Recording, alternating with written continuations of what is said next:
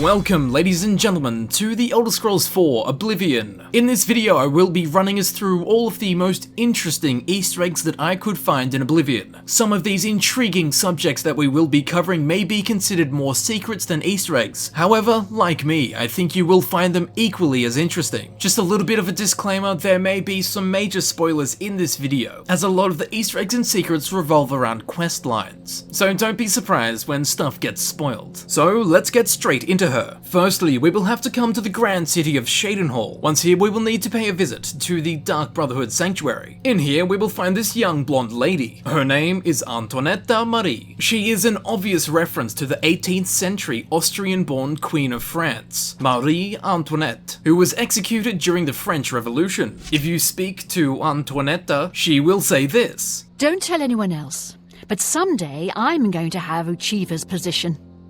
Just you wait and see. Lucien LeChance knows real talent when he sees it." Not only does she have the same name, but she wants to be queen. Next in line, we will want to head to the Imperial city, specifically the arena area. Of course, here we will find the arena. Posted on the walls all around, like lichen, are these arena posters. For those of you that are old school gamers, you might be getting flashbacks. This poster for the arena in Oblivion is very similar to the cover art for the Elder Scrolls 1 Arena. 4 different character classes posing in front of their respective games' arenas. If anyone from Bethesda is watching this, bring back that outfit for God's sakes. Next, we will need to come to the shrine of Clavicus Vile. This hound you can see here next to Clavicus Vile is of course Barbas. Once accepting Clavicus Vile's quest, Barbas will go into our bag as a dog statue and will begin speaking to us. He will say some very interesting things. "I'm Barbas, the Hound of Clavicus Vile. Not that I've always been Hound, or always been called Barbas. I've also been a Red Guard.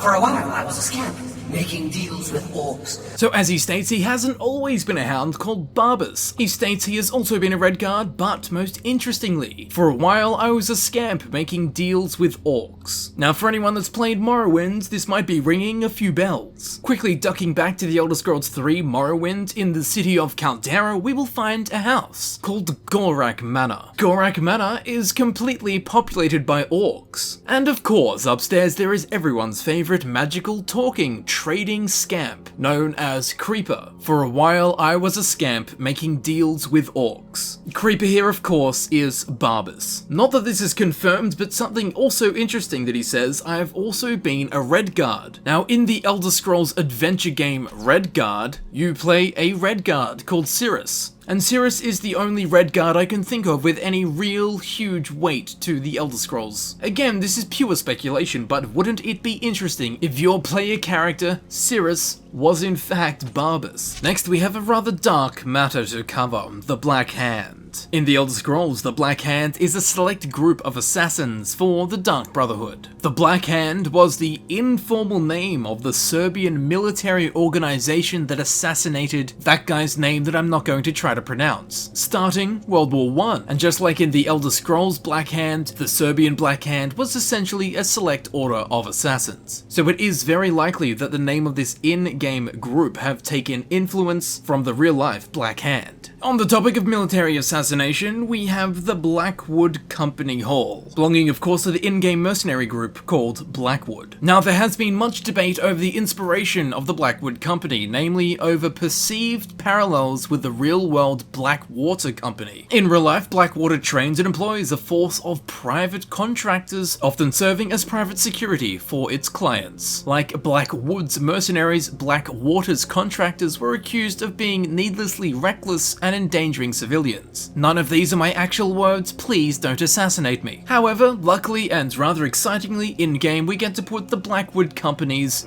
questionable deeds to an end. All throughout the world of Oblivion, there is a specific pair of shoes that can be found just about anywhere really. The treads of interest are these blue suede shoes, but let's stop tippy-toeing around the subject. The blue suede shoes is named in tribute to the classic Blue Suede Shoes, the song written by Elvis. And just like their influence, they definitely god's soul. When in the spired city of Skingrad, you might want to pay a visit to Lazare Milvan. He of course is found within his house, but it's what he's hiding downstairs in the basement that is of great interest. Und das Uberrat, ja? This is known as the Uberrat. Although it is not Uber in size, it is Uber in damage, speed and health. The damage it deals and its health increase drastically with your level, and it moves very fast. Unlike standard rat, it is not a member of the creature faction, and therefore does not attack you on sight. There is no apparent reason for this rat's presence in the basement. In the construction set, this rat is identified as Test Basement Rat, and therefore may have been added for testing purposes and never removed. For the Dark Brotherhood quest called Next of Kin, we will need to head to Applewatch. At Applewatch lives a single old lady, Perinia Draconis. She will give us the information on where all of her children reside. We must kill Perinia Draconis, kill her daughter Celia Draconis, kill her son Andreas Draconis, kill her daughter Sibylla Draconis, and kill her son Matthias Draconis. The entire Draconis family gone. But when we return to Applewatch, you may notice something quite interesting. Over here, lit by a lantern, there are 5 new gravestones, each representing one of the slain Draconis family members. If we walk up to and activate the grave of Perinia Draconis, in the garden behind us a spirit, a ghost, will be summoned. As we can see here, it is the ghost of Perinia Draconis come back to haunt us, get some ectoplasmic revenge for slaying her entire family. Little does she know, she's dealing with a camel. Next we have some nods to developers. Firstly, we'll have to come to Fort Scinia. In the depths of Fort Scinia, we will find a skeleton on the stairs. As we can observe, this skeleton is called Gran Struthe. This seems to be a reference to Grant Struthers, one of the 7 members of the World Art team for the game. In the credits of the game, we can see him here listed under World Art. And secondly, if we come to Fort Nikel, next to it we will find a small tranquil lake. In this lake is a corpse, namely the corpse of Nath Dyer. Nath Dyer will be carrying primrose leaves and a letter. This letter reads, "You don't know me, but I see you every day. Every day my heart skips a beat as you walk past. I am writing to you in the hopes that you will let me court you. When you next venture into town, I will be the one holding a primrose." Unfortunately, it seems that Nath never delivered his letter. In the construction set, there are 2 hidden names for this corpse, Dead Lover Fort Nikel and Nathan McDyer. So it is likely that this corpse is named after Nathan McDyer, a Bethesda employee who was on the quality assurance team for Oblivion. On the other hand, for the primrose and the love letter, I have no idea. Something must have gone down in the Bethesda offices. Or perhaps no one went down, if you know what I'm saying. And once again, in this screenshot of the end credits for Oblivion, we can see under quality assurance is Nathan X McDyer. I hope you brought a fan, because it's about to get hot. We're going to be heading into the Oblivion gate outside Leyawiin's gates. Once inside, it is hard to not become overwhelmed by the oblistic Crumblex and dangerous dolmens. We must be strong and head west into the abyssal lava. Far at sea to the west, we will find this elongated island. On the northern face of this island is a hill. On the northern face of this hill is a door. This door cannot be opened, it is not locked, however when activated simply nothing happens. And although it cannot be accessed by any normal means, apparently in the creation kit, it states that this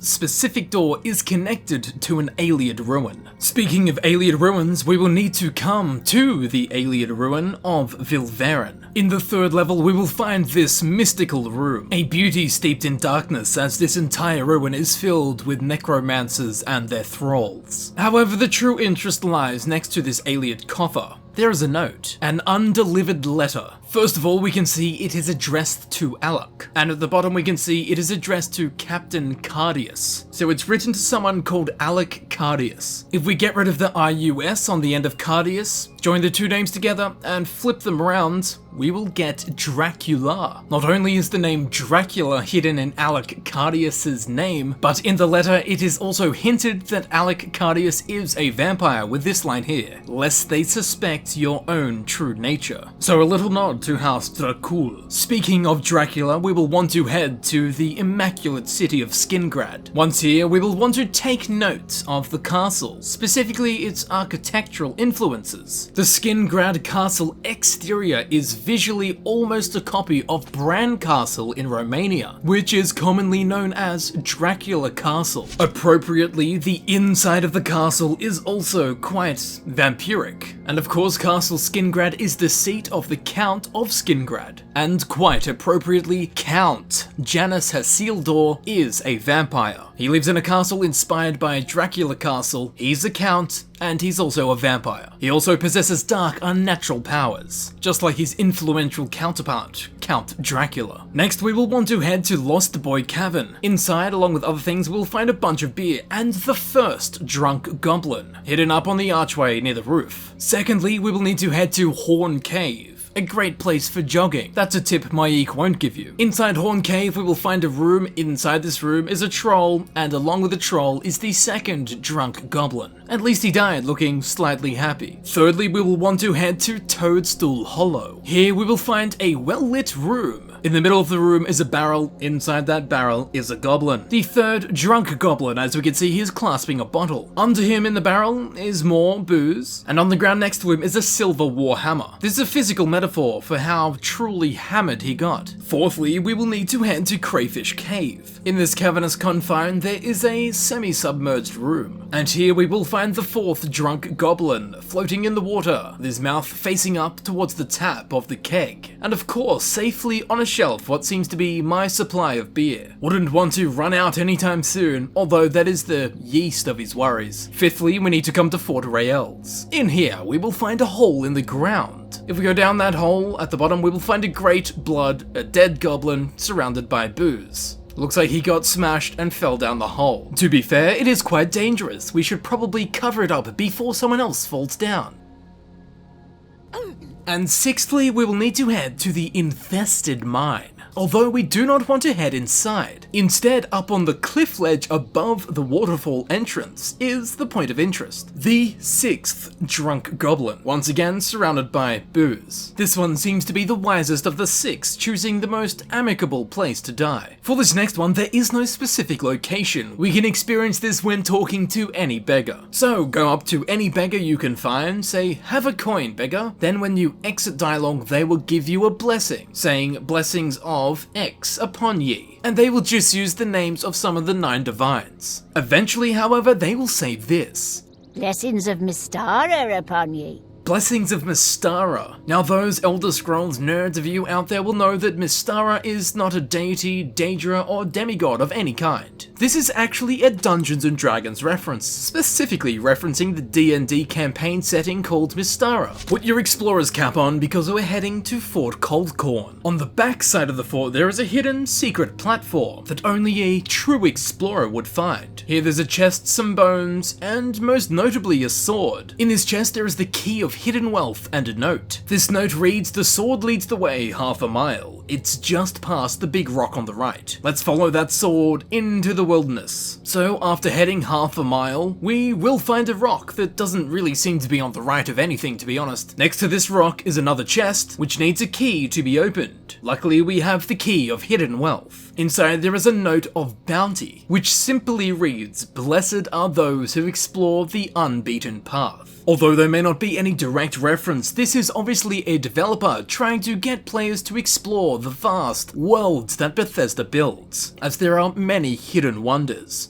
Curating curious curiosities. So this is a dev just giving a little nod or a shout out to those of us who explore every crack and cranny of their beautifully designed worlds. Now we will want to head to Summit Mist Manor in Skingrad. Here there is a man called Fafnir, the Nord guarding the Summit Mist Manor and the alleged chest of gold within. Fafnir here is named after the greedy gold-guarding dragon of Nordic mythology in the Volsunga saga. This greedy gold-guarding dragon is named Fafnir. Shout out to the Norse. I spiser slenge. Now we will need to head to the waterfront of Anvil. Around 12 o'clock every night, an Argonian Vilverin, a wood elf, and an orc meet up in the middle of the docks. Yes, indeed, they meet up for Fight Club. If you ask anyone around town or any of the members, you will never hear a word of it. After all, the first rule of Fight Club is you do not talk about Fight Club. The second rule, you do not talk about Fight Club. Next up, we will need to head to this island to the west of Anvil. Once on this island, if we stand on this rock in the middle and point our compass in between southwest and west, then dive into the ocean. Down here, in between two rocks, we will find a skeleton and an interesting helmet. Although rather quotidian in these kind of lists, far too obscure to neglect. This helmet is, of course, the Helm of Fin Gleam. No history behind it, no reason it's here. Although it is an incredibly powerful helmet that you can get at any level. As we can see here, it grants water breathing, night eye, and detect life. All constant effects. Very, very useful. Unless you're trying to win a fashion award. Now we must head to the lighthouse at Anvil's waterfront. Once here, we will want to enter the basement. Down here in the basement, there is a door. Beyond this door is an altar. At the center of this altar is Mother's head. We will learn that the traitor of the Dark Brotherhood actually keeps his mother's head here and talks to her. This is a reference to the slasher movie Friday the 13th Part 2, in which Jason talks to the head of his decapitated mother, who was killed in an earlier movie. If you're ever in Breville and end up on the quest for the Forlorn Watchman, you will find yourself on this ship. On this ship, we will find a ghost called Gable the Traitor. We will also find the log of MMA, and it's not in the toilet. This is the ship's log, telling of a mutiny in which the traitor Gable leads the crew against Captain Laughton, all of which references the classic mutiny on the Bounty, in which actors Charles Laughton and Clark Gable played the ship's captain and chief of the mutineers, respectively. Now we'll need to head to the city of Coral. Once there, we need to head to Modron Araim's house. During the later stages of the Fighting Guild's questline, in this very house, there is an interrogation scene involving an Argonian tied to a chair. Anyway, once the storm has calmed, if you go back to his house and ask him what he's going to be doing with himself, he will say this. Me?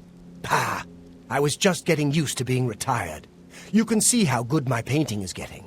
I'm an old man. I've done my time. So it's good to hear he's going to put his sword down and pick up the paintbrush. As he states himself, you can see how good my painting is getting. Good to hear it, although you might want to keep that sword at hand. Not exactly something to retire on. Those words truly will echo throughout eternity. You can see how good my painting is getting. Oblivion, brought to you by Microsoft Paint. To begin this next series of Easter eggs, we need to go to the Imperial City, specifically to the Imperial Palace. Once here, we need to head to the well-guarded basement. In the dark, hidden corner of the basements, we will find some rather interesting objects, unnaturally large of nature. The first object is this huge chair that my character is standing on. Over in the very corner, we have a giant glass ball and an hourglass. And on the floor, there is a huge club. As you can see, my character is holding a normal-sized club, so you can see the scaling difference. And for the next giant item.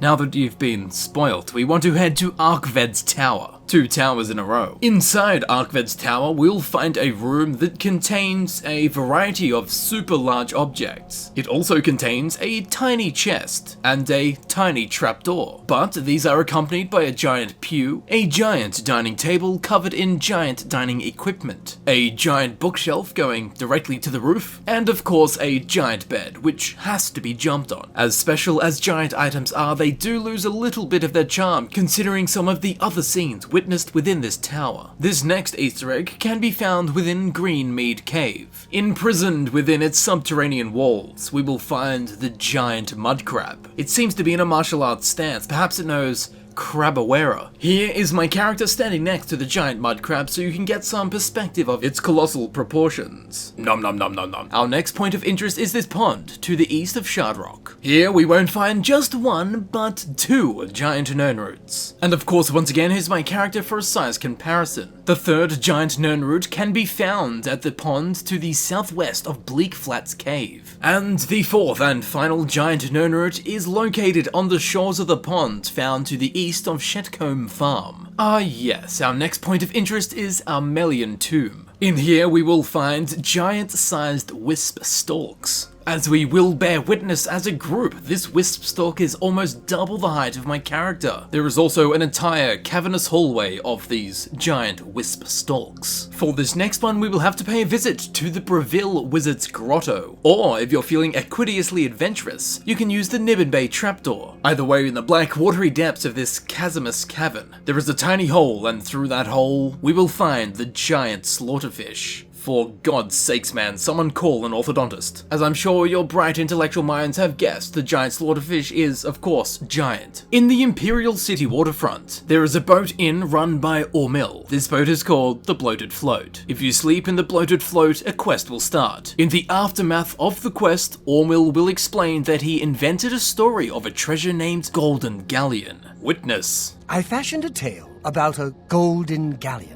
This name, Golden Galleon, is a reference to the English writer named Saki by his pseudonym. His real name was H.H. Munro. Saki wrote a story named A Holiday Task, in which the main character sleeps in an inn named the Golden Galleon. Also, during this quest, the Bloated Float, the floating inn, is overrun by a band of thieves looking for this Golden Galleon. During a stage in the quest, your character is given the opportunity to unsuccessfully claim to be the ship's cook, mimicking dialogue from the Steven Seagal movie Under Siege, in which the ship is overrun by a band of mercenaries. Quite similar to what happened to the Bloated Float. For this next Easter egg, we will need to come to the eerily secluded town of Hack Dirt, hidden tucked in the thick, rich forests south of Coral. Populated by a townsfolk with the personality of hemorrhoids, Hack Dirt will make you uneasy quite quickly. It gets pretty dodgy if you go into the chapel. We will find a Bible of the Deep Ones, given to me by a chief of the Deep Ones. He taught me his language and his runes. This is the ancient law of his people, which we shall follow from now until forever. Signed in the presence of 12 witnesses. The rest of this Bible contains only cryptic Daedric runes. There is also an alarming amount of trapdoors that access the Hackdirt caverns. These caverns are filled with barbarian-like men called the Brethren. Fate would have it that the entire population of Hackdirt worship unseen creatures known simply as the Deep Ones, through the guidance of the Bible of the Deep Ones. This scenario is closely modeled after The Shadow over Innsmouth, a story by H.P. Lovecraft in which a small New England town is populated with half-human creatures who worship beings that live under the sea, known as the Deep Ones. Although in-game you never witness any of these Deep Ones, their presence is concreted. In the caverns there is this pathway that leads down deeper. As we can see, the roof has caved in. However, if we stand in wait and listen quite carefully, we will be able to hear the Deep Ones. Listen very closely.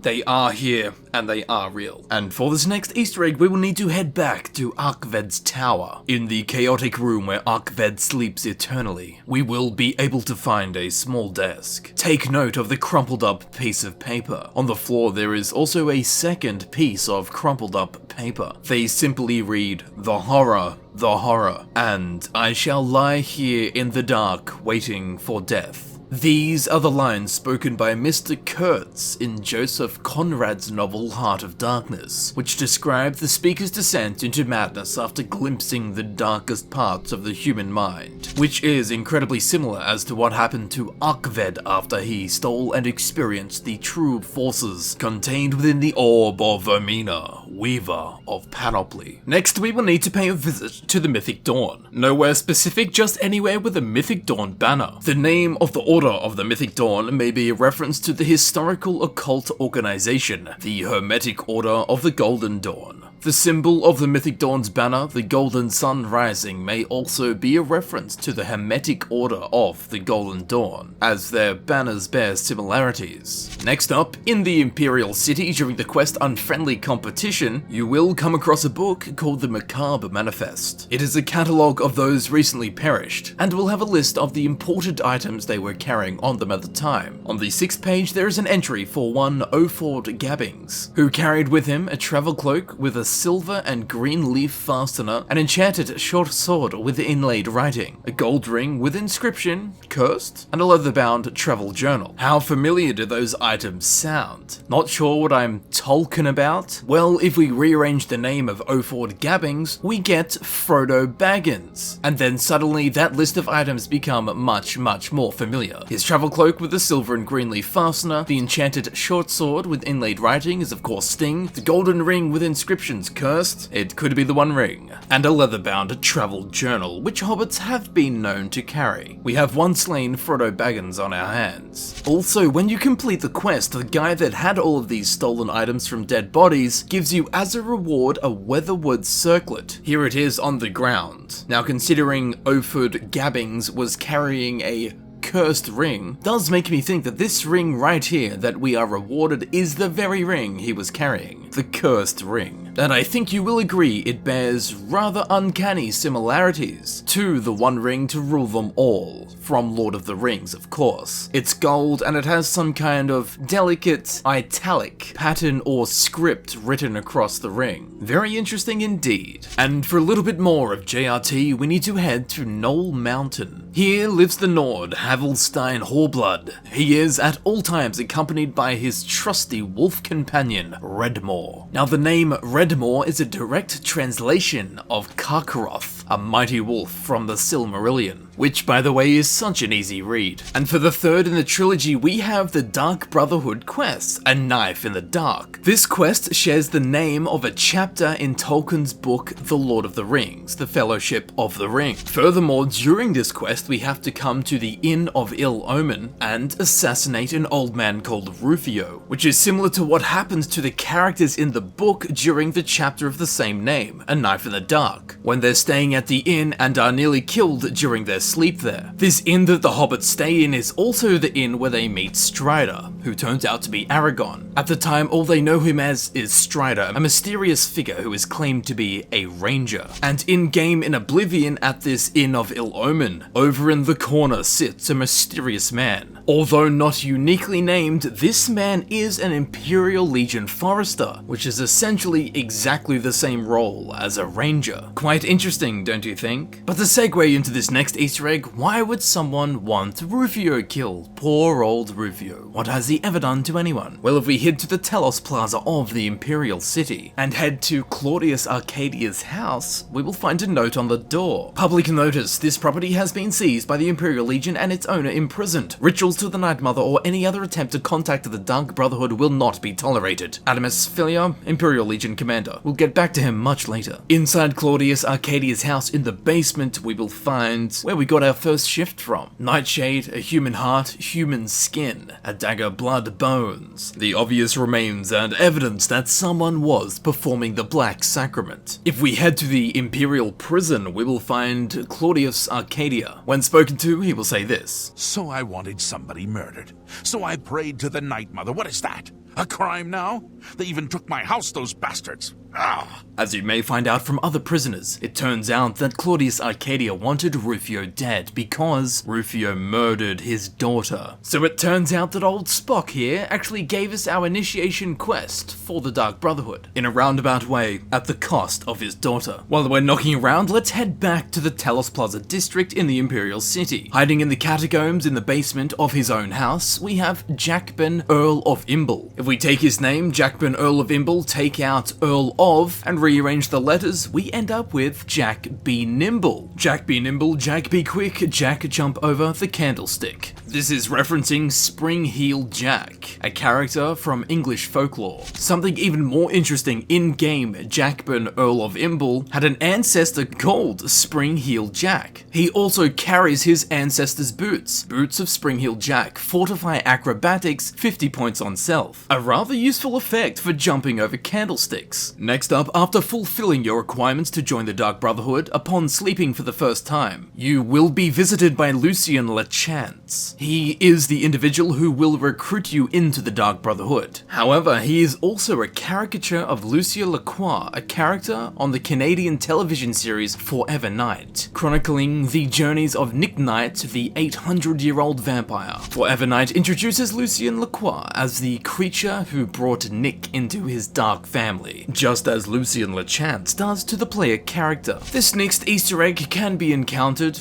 literally just about anywhere outside. It is of course everyone's favourite kitty cat, Maik the Liar. Now here in Oblivion was Maik's second appearance in any Elder Scrolls game. Maik was first implemented into the Elder Scrolls 3 Morrowind, and was put there as a way for developers to interact with players indirectly, as he said very, very unlore-friendly things, covering topics such as multiplayer. Sadly, in Oblivion, when you run into him, you can only get one line of dialogue. To experience the other lines of dialogue, you will have to run into him in different locations. I'm going to select and read to you some of the best lines that Maik can say to you in Oblivion. I have seen dragons, perhaps you will see a dragon. I won't say where I saw one, perhaps I did not. That line could be a foresight telling players that Skyrim is coming. Secondly, levitation is for fools. Why would we want to levitate? Once you are up high, there is nowhere to go but down. Levitation, of course, is a feature in Morrowind that Oblivion did not have. Next, I do not wish to fight on horseback. It's a good way to ruin a perfectly good horse, which is to say, a perfectly good dinner. This is referencing before Oblivion's release, when the news that mounted combat would not be possible, it created considerable controversy in the forums. The next line, some people wish to throw their weapons. That seems foolish to Maik. If you hold your weapon, you only need one. This is referring to the lack of throwing knives, darts, and stars in Oblivion compared to Morrowind. This next one, Maik prefers to adventure alone. Others just get in the way, and they talk.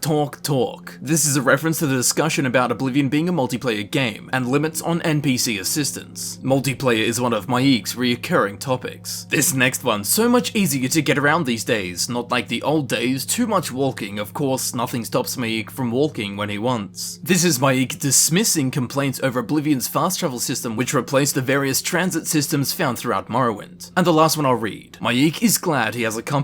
Makes it easier to find things, much better than wandering around like a fool. This is referring to the quest compass objectives introduced into Oblivion. There were many complaints from previous Elder Scrolls players that this feature made the game far too easy, and you simply walk to the arrow instead of getting involved with the quest lines and having to actually use your map to find places, which I completely agree with. These next two Easter eggs can be found in the Imperial City, the first of which is the main ingredient, which is the name of a restaurant in Maryland, the home of Bethesda Softworks. The second is the Three Brothers Trade Goods, which is also named after another restaurant in Maryland, the Three Brothers. Next up we have the Mirror Shield, which is found as random leveled loot. This shield, however, alludes to the Mirror Shield from the Legend of Zelda games by Nintendo. If we take a look at the Mirror Shield's effects, we can see that it reflects spells, just as the Mirror Shield in Zelda had the ability to reflect magic. This next Easter egg can be found during a quest near Anvil. This quest is called the Siren's Deception, and one of the women you find is a Khajiit named Tsarina. This is a reference to the second Redwall book Mossflower. The main villain was a female anthropomorphic wildcat named Samina. Next we will need to come specifically to the vineyards outside the illustrious city of Skingrad. Once here we need to find the flock of sheep. If we pick up a piece of fruit, I used an apple, and wave it around in front of the sheep's faces for about 30 seconds, something very strange will happen. The sheep will actually begin to follow you. Just be sure to not bring a book, you might experience a rampage. Not only will you become the sheep charmer, but the sheep may become rambunctious. A very handy trick for those of you interested in zoophilia erotica. Now we will need to head to Mankar Cameron's paradise. On a small island to the east, there is a very interesting single inhabitant, the Spectral Mudcrab. The Spectral Mudcrab is a unique mudcrab. It is more powerful than normal mudcrabs and has several magical resistances. It has no lore and no external references, just a strange, random, spectral mudcrab, found in the corner of existence. Ah yes, for this next Easter egg we need to be inside the Oblivion Gate found at Kvatch. Just inside the gate on the shores of this sea of lava, there is something quite eye-catching. This charred corpse with an arm outstretched trying to crawl out of the sea of flame. You should take note that one arm and both of the legs have been cut off. This here is incredibly similar to a scene towards the end of Star Wars Episode 3 Revenge of the Sith, in which Anakin gets both legs and his left arm cut off. He then proceeds to become charcoal chicken by lying too close to the lava, ending up looking exactly like this corpse here. Not only that, but in front of the corpse is a steel cutlass. The cutlass is incredibly similar to a saber, so this weapon is in place of the lightsaber. You were the chosen one. It was said that you would destroy the Sith, not join them, bring balance to the Force, not leave it in darkness. Now we want to head to this small bridge which can be found to the east of Breville. Underneath, you will find the remains of a dead troll, which is slightly reminiscent of the children's fairy tale Billy Goat Scruff. On this troll's body, we will find some alcohol and a poorly scrawled note. This note reads, "Me worst troll ever. Nobody pay bridge toll. Me not scary enough. Me get drunk and kill self. Troll drown." So this troll actually committed suicide. Is this some kind of hint from Bethesda towards trolls? An interesting thought, but it is actually quite sad that this troll wasn't scary enough and drowned himself. And while we're on this macabre topic, in the city of Leyawiin, during the Dark Brotherhood questline, Adamus Filia will retire in Leyawiin. We will be contracted to kill Adamus Filia, the very man that imprisoned Claudius Arcadia, who gave us our initiation quest into the Dark Brotherhood. The current problem is that Adamus Filia has this bodyguard who never leaves his side day and night. It is quite a lot of responsibility for a bodyguard who is only just a teenager. After completing the quest and assassinating Adamus Filia, we must leave Leyawiin for a couple of days. Upon returning, if we go inside the Leyawiin City Watch barracks, we will find a body on the floor. This is the very body of Adamus Filia's bodyguard. In his inventory, we will find a suicide note, which reads, "This was my big break. Finally, I'm given something important to do. And what happens? I blow it. All I had to do was keep Filia alive. That's it. But no, I couldn't even accomplish that. Father was right. I'm an idiot. And I haven't amounted to anything. I let everyone down. So this is it. Goodbye, cruel empire. I'm ending it all." Possibly the most impressive kill of all time, shot 1 arrow and killed 2 guards. These next 2 Easter eggs are located within Goblin Jim's cave. In one of the sections of this cave, there is a hut, and on the table inside this hut is the tiny rat. Just keep in mind that rats in Oblivion and most Elder Scrolls games are massive. Look at the size of this rat compared to the stool. And then back to the tiny rat. This rat has been scaled so it is about the same size that an actual rat would be in real life. It is the only tiny rat in game. It doesn't have a different ID, it's just been scaled differently. It has only 1 rat meat. However, the more interesting thing about Goblin Jim's cave is that its population of goblins are from the White Skin tribe, and uniquely marked by this handprint on their arm. Now, the leader of the White Skin Goblin tribe is Goblin Jim, a very powerful Breton wizard. A powerful wizard with an army of orc-like creatures marked simply by a painted handprint. Now, although these are purely my musings, this does sound very, very familiar. Just like Goblin Jim and his army of goblins marked by a handprint, Saruman from Lord of the Rings had an army of Uruk-hai marked of course by the white hand of Saruman. 3 very similar traits that should not be overlooked. Next, we will need to head to the extravagant city of Coral. Once here, we want to head to Renoir's books. Now, the owner of the shop, Estelle Renoir, is a Breton bookseller. She was featured in one of Bethesda's first trailers for Oblivion, showcasing intelligent radiant AI. The trailer shows Renoir practicing her marksman skill and interacting with her dog, Thunder. Renoir was made to consume a potion to showcase the new in-game drinking animation. She then proceeded to throw fireballs at her dog Thunder, scolding it. Sadly, in the final game, Thunder is not present. However, there is now what is clearly a dog skin rug present on the upstairs level in her bedroom. Poor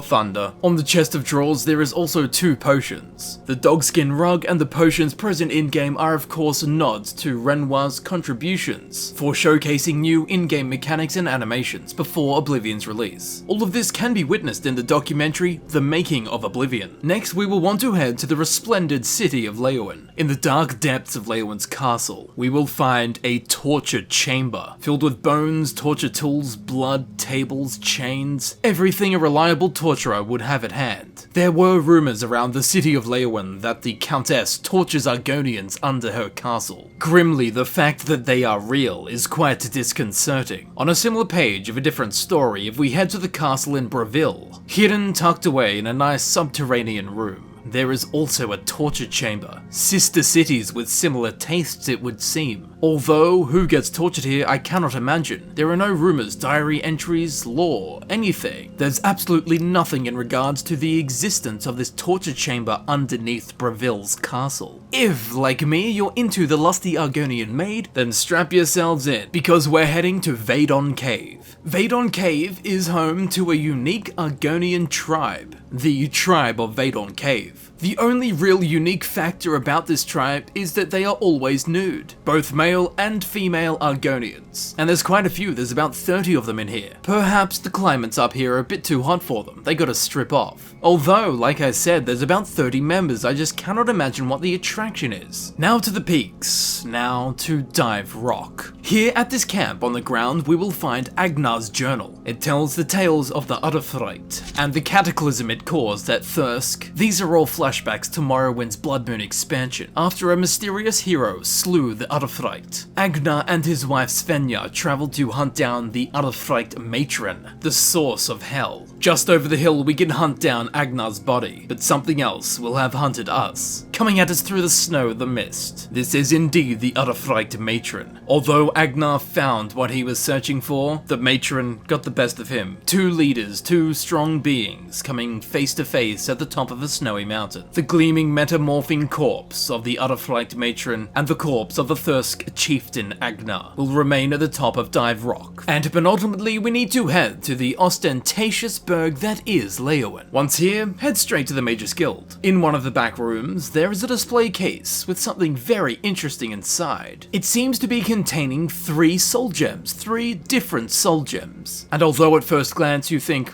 soul gems, they are actually quite special. As we can see, the display case needs a key to be opened. Funnily, a key does not exist in-game. The only way to gain access is by using console commands. Once the display case is open, we will have access to the soul gems, although, as you will witness, toggling over them produces no sign of physics or independent items. These 3 soul gems are static meshes. They cannot be interacted with, and they have no physics applied to them. They cannot be picked up and have no use other than beauty. All 3 of them are uniquely skinned. There are no soul gems or gems of any other type in the game that share skins with these 3 unique soul gems. Why a developer went to the effort of designing them and placing them here, that is the true question. During the initiation quest for the Thieves Guild, we will gain access to Amantius Electus's diary, which flesh out his personal story of growing a vampiric plant, which he ultimately had to destroy, as they became far too dangerous. And as interesting as that is, if we head into his basement, we will find the evidential remains of his witcher-like genetic mutations. As stated, they were vampiric plants that he was unnaturally growing, as is made quite apparent by the amount of blood around them. This is a reference to the film Little Shop of Horrors, in which a florist finds a similar plant that eventually eats most of the main characters. Although in Oblivion, Amantius was able to kill the plants, at least he had more luck than poor Seymour. And finally, the ultimate Easter egg. This Easter egg is of my own discovery, so I'm quite excited to share it. For it, we'll need to go back to Morrowind. Stand up. There you go. You were dreaming. What's your name? For those that didn't play Morrowind, as soon as you start the game, you are in front of a character called Jib. This is the guy you give your name to. After this, you're out into the world of Vardenfell. We only spend about 10 seconds with Jib. Now 207 years in the future, in Skyrim's expansion Dawnguard, in the location known as the Soul Cairn, we will find a singular lonely soul. This is the soul of Jib, the very man from the ship in Morrowind. Listen quite closely to what he says here. I had just moved from my ancestral home in Morrowind to the continent of Cyrodiil. I settled in the city of Kavach to write my memoirs and to find some peace and quiet. Indeed, one moment I was writing diligently, and the next my door bursts open. It was a cadre of Dremora. The city was under attack. I took it upon myself to join the cause and fight the Dremora, thinking this would simply be another feather in my cap. That damn Dremora and his minions. They didn't even give me a chance to explain who I was. Well, I assume so. It cast a spell at me from some kind of strange black crystal. So it turns out poor Jib here was in Kvatch when the Oblivion Gate opened, and as he stated, he was writing and a Dremora came into his house, soul captured him and killed him, so we only missed our old friend Jib by a matter of hours. Let's take this further. After closing the Oblivion Gate in Kvatch, we want to head inside the city. As soon as we enter, there is a house on the left, and look who comes running out. A sneaky, wizardous looking Dremora comes out of the manor. Inside the manor, in a room off shooting from the rest of the house, I fear that we may have run into our old friend once again. On this stool is the head of who I can only assume is Jib. All the puzzle pieces fit. His head has red eyes and a bluey grey tone to the skin, two physical traits the Dunmer are known to have. The head even has the pointed elven ears. There is not a doubt in my overly optimistic mind that this is the head of Jib. He even has the same scar over the same eye, and this is the reason I love Bethesda. Tiny details like this that almost no one would have noticed. I'm just glad that I could share it with all of you. We owe it to him to collect the pages of his opus. And that, my friends, concludes this video on the Easter eggs found in the vanilla version of the Elder Scrolls 4 Oblivion. I do hope that you thoroughly enjoyed this video and that you learnt some awesome Easter eggs that you may not have known existed before. If you have any questions or anything to add to any of these Easter eggs, please feel free to leave a comment. I would greatly appreciate it, and I am very interested in your thoughts and feedback to these Easter eggs. If you did enjoy this video, please feel free to leave a like, it would be a great help. If you know anyone that would enjoy these Easter eggs, be my guest and share it with them. And as always, if you did enjoy this video and you would like to see videos similar to this one, please join us and subscribe. It helps me know that people are interested in these kind of videos and in the long run will result in more of these type of videos. As I'm sure you have noticed on screen, there are links to my other Easter egg videos. However, the links on screen are not the only ones. I have a full playlist. You can find the links in the description or you can click on the playlist button on screen. If you enjoyed this video, I have no doubts you will enjoy my other Easter egg videos. With that said, once again, I would truly like to thank you very much for watching. It's been an absolute pleasure, and I will see you very shortly in the next video. I'll see you there.